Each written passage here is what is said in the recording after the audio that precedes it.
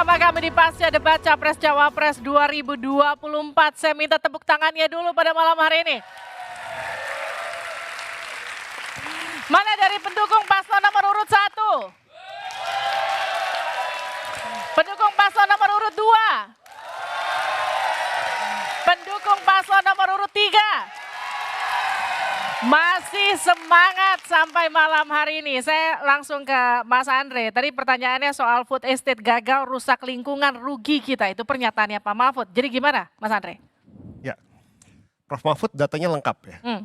Dari lembaga kementerian, dari para penggiat, dari LSM. Termasuk juga LSM internasional yang bahkan ada yang membuat liputan khusus terkait food estate yang dibuat oleh Indonesia. Jadi pertama bahwa food estate yang dibuat ini melakukan pengalihan lahan dari hutan. Dan jadi kalau dibilang gagal itu juga dikonfirmasi oleh Mas Gibran ya. Disebutkan memang ini belum berhasil saat ini. Patokannya ya sekarang gitu. Bahwa itu nanti diharapkan di tahun kedua ketiga mungkin berhasil. Tapi kerusakan alam udah kejadian. Terjadi pengalihan dari hutan dibuat jadi food estate. Baik, Mbak Roro, bagaimana responnya soal dibilang food estate itu gagal, rusak lingkungan. Jadi lingkungannya udah keburu rusak, hasilnya belum ada. Jadi begini ya, ketika kita berbicara mengenai food estate, ini sangat amat dekat dengan sangat amat dekat dengan lumbung pangan. Jadi lumbung pangan ini niat baiknya, kita mulai dengan niat baiknya dahulu, yaitu adalah bahwa negara Indonesia populasinya diproyeksikan untuk bisa lebih dari 280 juta penduduk di tahun 2030 hingga lebih dari 300 juta penduduk di tahun 2050. Dan itu semua akan diiringi dengan permintaan energi yang semakin meningkat dan juga permintaan pangan yang juga semakin meningkat. Nah, maka dalam hal ini ketika berbicara mengenai lumbung pangan ini semua diatur melalui Undang-Undang Nomor 23 Tahun 2019 tentang pengolahan sumber daya nasional atau PSDN, dan dari situlah ada relevansinya terhadap bagaimana Kementerian Pertahanan. Tetapi leading sektor dalam hal ini adalah tetap Kementerian Pertanian. Baik. Dengan kementerian-kementerian lain seperti LHK, lalu kemudian juga di situ tentu pertanian itu tadi, dan lintas lembaga lainnya hingga PUPR.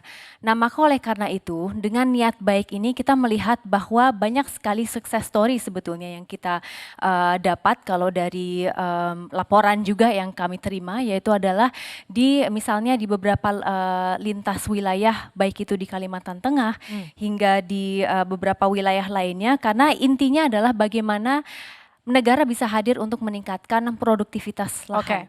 Dan kami melihat bahwa pada intinya progres hanya bisa dilihat secara maksimal dalam kurungan waktu lebih dari 3 tahun. Dan ketika ada kaitannya tadi disampaikan mengenai kerusakan lingkungan dan lain sebagainya, kita harus menyadari bahwa kementerian terkait, yaitu adalah Kementerian LHK, sudah terlibat di dalam prosesnya. Mulai dengan izin lahannya juga, Mbak. Jadi semua itu melalui proses verifikasi, cek langsung di lapangan juga, dan izin dikeluarkan untuk kemudian memberikan ruang agar lumbung pangan ini bisa hadir untuk rakyat Indonesia.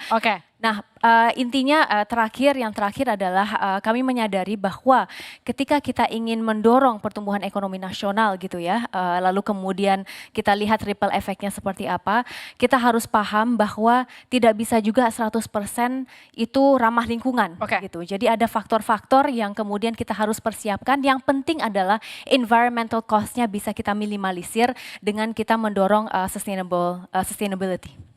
Saya ke Pak Idam. Pak Idam, tadi catatan dari Caimin soal pengadaan pangan yang tidak melibatkan petani, tapi juga full di korporasi. Gimana soal itu? Itu contohnya food state.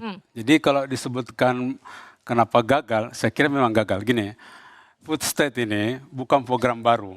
Itu zaman Orde Baru sudah ada yang namanya PLG Gambut.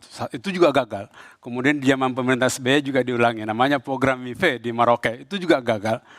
Tiba-tiba kita kena COVID, lalu strateginya adalah food state. Tentu kalau kita kena COVID, lalu strateginya food state itu tidak tercapai karena produksi tidak ada. Tadi Gus Muhaimin menyebutkan bahwa dengan contoh food state kita melihat bahwa terjadi pembalakan hutan, perusakan hutan. Kalau tadi Pak Gibran menyebutkan bahwa contoh Gunung Mas 700 hektar berhasil itu malah menyebut jagung, padahal itu adalah untuk singkong. Jadi fakta yang dikemukakan sebenarnya tidak benar. Jadi menurut saya kedua paslon tadi menyebutkan sebagai satu contoh karena di situ kita bisa melihat satu, kerusakan lingkungan ada, yang kedua mengabaikan masyarakat adat, yang ketiga memicu konflik agraria, dan yang paling penting sebenarnya ini contoh dari pembangunan yang tidak melibatkan petani. Baik. Jadi nggak ada produksi di sana karena tidak melibatkan petani, yang ada adalah korporasi. Jadi bisa disebut gagal karena tidak ada produksi, yang ada kerusakan lingkungan, yang ada meninggalkan masyarakat adat, yang ada adalah soal-soal yang kemudian kita berkesimpulan bahwa sebenarnya hendak kemana pembangunan pangan kita mau dilanjutkan ini. Baik, Mbak Roro mau dijawab singkat? Bisa, jadi saya ingin memaparkan bahwa ada beberapa lokasi di mana lumbung pangan ini kita galakkan. Lalu kemudian kalau di Kalteng itu di Pulang Pisau dan Kapuas itu untuk padi pasang surut ya. Lalu kemudian kalau di NTT di Sumba Barat untuk padi dan juga jagung. Kalau kita berbicara mengenai tadi untuk di Gunung Mas di Kalteng itu sebetulnya masih memang belum jalan karena anggarannya belum dialokasikan untuk wilayah itu. Jadi ini mungkin kita perlu cek data juga ya, tapi pada intinya produksi sudah ada untuk beberapa komoditas. Tetapi kembali lagi bahwa ini merupakan proses yang cukup panjang dan kita butuh melihat progresnya hingga lebih dari 3 tahun ke depan. Jadi Anda nggak setuju kalau dibilang baru dimulai sudah dibilang gagal begitu kira-kira ya. Tadi Cawapres nomor urut 3 Mahfud MD menyebut pertanyaan Cawapres nomor urut 2 Gibran Rakabuming Raka tak layak untuk dijawab. Hal ini disampaikan Mahfud saat Gibran menanyakan padanya tentang cara mengatasi greenflation atau inflasi hijau. Kita dengarkan ini dia.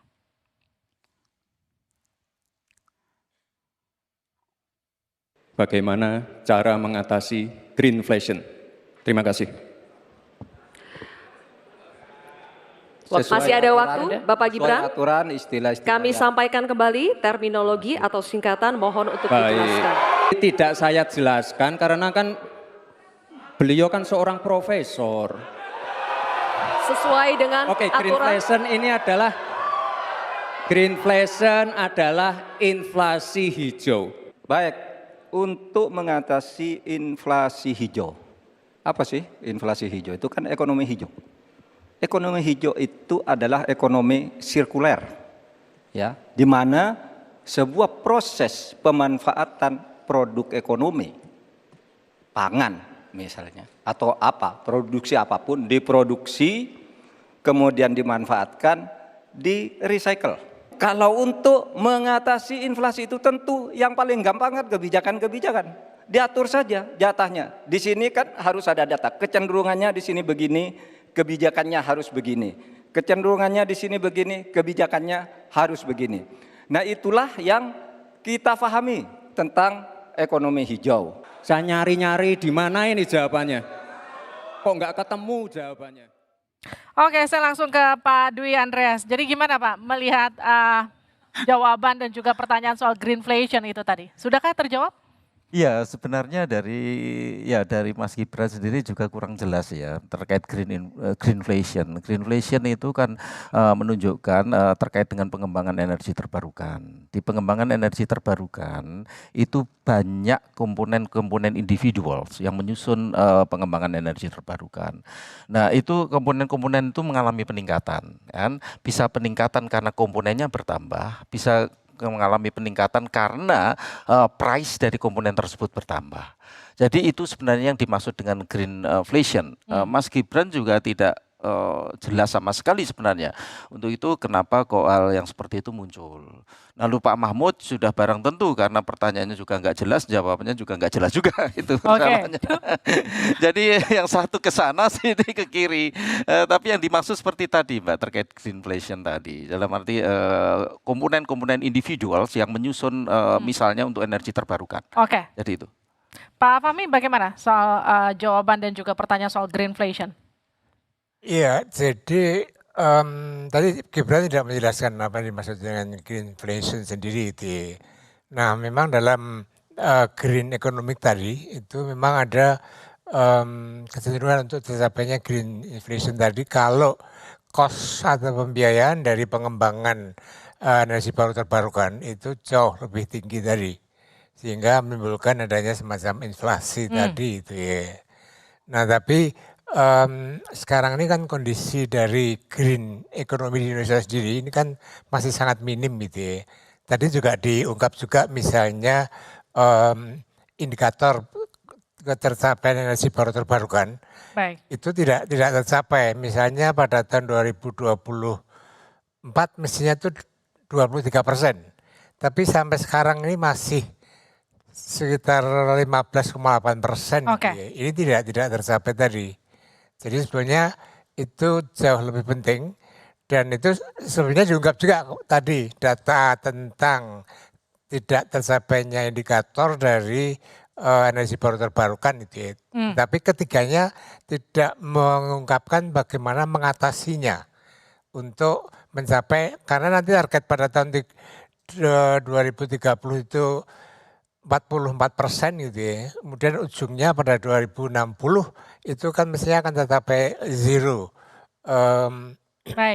emission tadi gitu ya. Oke. Nah ini hal penting yang justru tidak muncul, dan bagaimana mengatasinya atau bagaimana mencapai target yang ditetapkan tadi. Oke, tadi kan ada catatan dari Caimin soal hilirisasi yang dianggap ugal-ugalan dan juga tenaga kerja asing yang juga mendominasi. Bagaimana kemudian Anda menanggapi ini? Tapi nanti dijawabnya sejenak, tetap bersama kami.